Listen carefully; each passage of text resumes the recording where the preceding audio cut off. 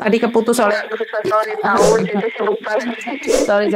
Oke, ada yang bisa dibantu. Ingat ya, kalau telepon saya secara langsung dan tidak langsung masuk di YouTube sama di Facebook. Gimana sayang? Oke siap, nggak ada apa-apa sih, saya cuman ingin curhat aja gitu, maksudnya nggak ada masalah kerjaan, nggak ada apa. Mau curhat apa sayang?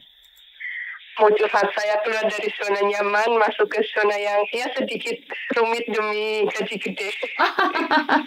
Oke, aku butuh cerita ini berarti. Aku butuh cerita ini. Piye ceritanya? Ceritanya kan aku 2018 ke sini. Saya dulu udah pernah di sini sih. Terus balik lagi ke sini ke majikan yang dulu gitu. 2018. Jadi aku tuh 8 tahun di satu majikan di Turmun. Kerjanya tuh enak banget. Sudah lah ya, anak satu. Udah itu aja sama aku. Terus? Bebas lah, ibaratnya kayak rumah sendiri, udah kayak keluarga sendiri gitu. Cuman nggak enaknya itu aku satu bulan itu bisa libur sampai 12 kali. Kok bisa? Karena bos aku kerjanya di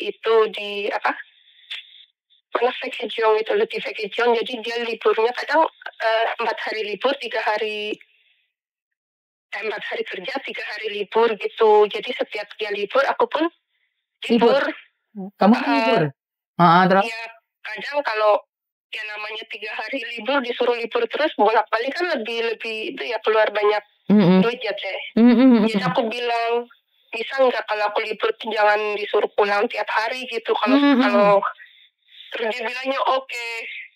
Lah pas gobloknya saya itu, jadi pas dia bilang kalau aku tinggal di luar itu, satu kalinya itu aku bilang gini, Pak, aku malam ini nggak pulang, aku tidur di luar lagi ya, aku bilang kayak gitu. Terus dia bilang, ya udah kalau kamu tidur di luar, aku hitungnya 3 hari gitu. Aku liburnya 2 hari.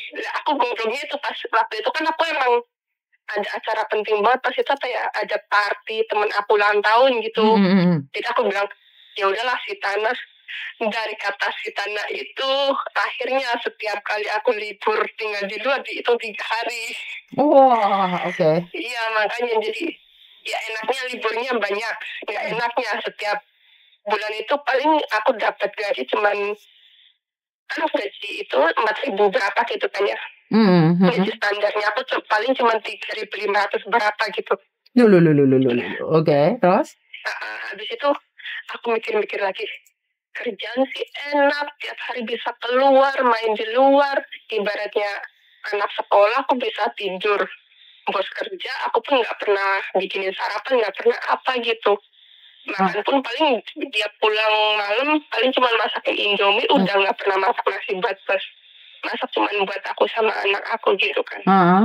Tapi aku mikir-mikir lagi, aku kesini kan nyari duit. Kalau kayak gini terus gimana mau nabung, aku mikirnya kayak gitu.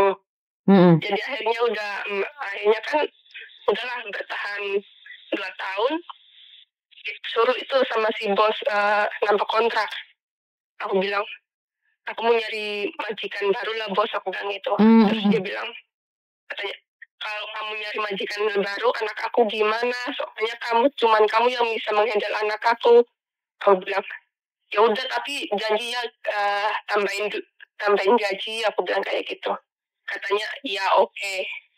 Giliran udah tanda tangan, pas kan udah tanda tangan, terus gajian pertama habis tanda tangan itu, kok gajinya sama, katanya gitu sama bosku kan.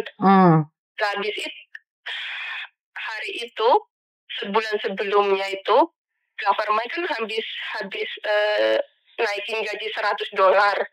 Terus dia bilang sama aku, ya gimana ya Ceh, katanya. Lah kenapa? Itu government-nya kurang ajar katanya. Lah kenapa? Kan aku mau naikin gaji kamu, dia naikin duluan. Ya udahlah aku nggak jadi naikin gaji kamu, katanya kayak gitu. Terus aku bilang, ya nggak ada urusannya sama government, kan kamu janjinya naikin gaji aku.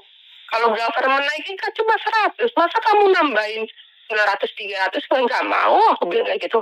Terus dia bilang, kan kamu di sini nggak ada kerjaan, Cek. Kamu juga mau kemana-mana, nggak aku larang. Kamu juga mau ngapa-ngapain, nggak aku larang, kayak gitu. Terus aku bilang, ya emang ya, Kalau janji angin surga tuh kayak gitu, aku udah 6 tahun ikut kamu kayak gitu terus.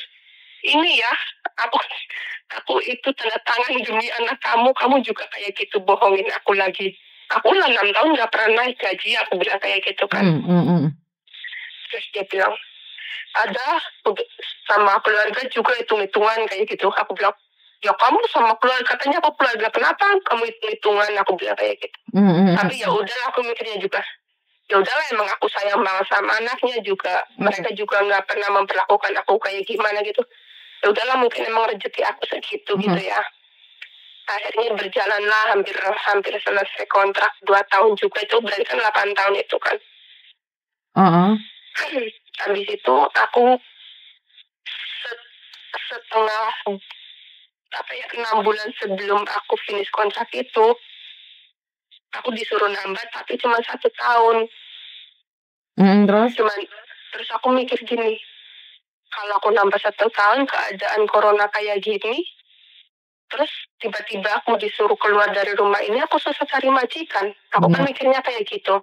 Benar. Terus aku ngomong sama bos aku, bisa nggak kalau aku nambah 1 tahun, tapi kamu kasih aku surat, kalau kamu ngomong sama imigrasi, kalau kamu finishin aku biar aku bisa dapat majikan di sini, aku nggak mau pulang Indo, aku bilang gitu kan.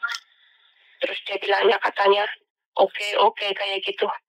Tapi dalam 6 bulan itu kayak, nggak tahu ya, emang pas mau finish kali ya, kayak keadaan tuh berubah gitu loh. Anak aku udah mulai nggak mau dengerin aku, mereka kayak nggak mau, kayak agak gimana gitu sama aku kan. Terus aku mikir lagi, kok kayaknya nggak bisa bertahan ya, aku bilang gitu kan. Terus aku akhirnya ada 1 kali itu aku berantem sama anaknya. Terus aku ngomong sama bos aku, kayaknya aku udah nggak bisa menghandle anak kamu lah, aku bilang itu. Mendingan kamu cari itu aja, dari cece yang lain, aku bilang itu. Dia nggak jawab iya, nggak jawab enggak, cuman ngasih emoji, kan aku SMS cuma ngasih emoji kayak gitu. Terus pas dia pulang kerja, aku nungguin tuh ada omongan apa enggak. Ternyata nggak ada omongan apa-apa. Aku mikir, oh ini fix, berarti dia juga nggak mau bahas ini. Udah aku diam. Habis itu udah aku 3 bulan mau finish, aku jujur sama dia, bos maaf aku nggak bisa tanda tangan kontrak, aku nyari bos baru. Memang aku belum dapat, aku kasih kamu waktu, kalau kamu mau cari cece baru silakan. Yang penting aku udah fix, aku nggak mau nambah lagi di sini, aku bilang kayak gitu. Terus dia bilang, oh ya udah, aku juga mau cicik katanya. Dia katanya mau itu resign dari pekerjaan. Aku jawab, mau kan dia juga cicik. Dia kan juga kerjanya tuh kayak nggak bahagia, banyak saingan di tempat kerja katanya. Terus aku tanya, kamu kenapa mau cicik? Nanti kalau kamu cicik, terus gimana kerjaan kamu nggak punya kerjaan? Ya nggak apa-apa, biar ditanggung government kayak gitu katanya. Terus emang alasannya apa? Ya aku unhappy aja kerja di sana katanya. Masa kerja nggak bahagia mau diterusin? Nah, kata-kata itu aku buat sama dia. Nah, itu poinnya, aku bilang itu. Apa? Aku nggak bahagia sekarang kerja di sini, makanya aku nggak mau nerusin daripada kitanya nggak sama-sama nggak bahagia. Aku bilang kayak gitu kan. Terus dibilang, ya udahlah nggak apa-apa Ceh. Yang penting dalam waktu 3 bulan ini kita baik-baik, jangan ada masalah, jangan ribut-ribut. Aku pun mau ngomongin anak aku, nggak bakalan bikin masalah sama kamu. Emang nggak ada masalah, malah kita tuh jadi kayak orang asing, jarang ngobrol. Yang biasanya kita pakai bareng di sofa, nonton TV bareng, terus makan apa kita sharing. 3 bulan itu kita bener-bener kayak orang asing guys. Aku tuh ngerasa disingkirkan gitu. Ya mungkin feeling aku aja atau gimana ya. Akhirnya setelah kurang 1 bulan itu, dia minta paspor, identitas dalam dokumen. Aku bilang buat apa? Aku bilang itu, ya kan kamu mau finish, jadi aku butuh dokumen kamu gitu. Terus dia tanya, kamu mau pulang Indo apa mau tetap nyari majikan di sini gitu. Aku bilang aku mau nyari majikan di sini, nggak usah pulang Indo. terus kamu mau tiket apa mau uang gitu kan. Aku bilang kasih uang aja, soalnya aku nggak bisa pulang Indo, aku nggak mau pulang Indo, nggak bisa balik lagi sini, ntar malah susah. Oh ya udah. Ternyata yang dokumen dia minta itu, dia itu beli tiket tanpa sepengetahuan aku. Jadi pas udah selesai, udah selesai itulah. Aku interview, aku dapat majikan di daerah Hong Kong side, gaji 6.000, 4 orang dewasa gitu.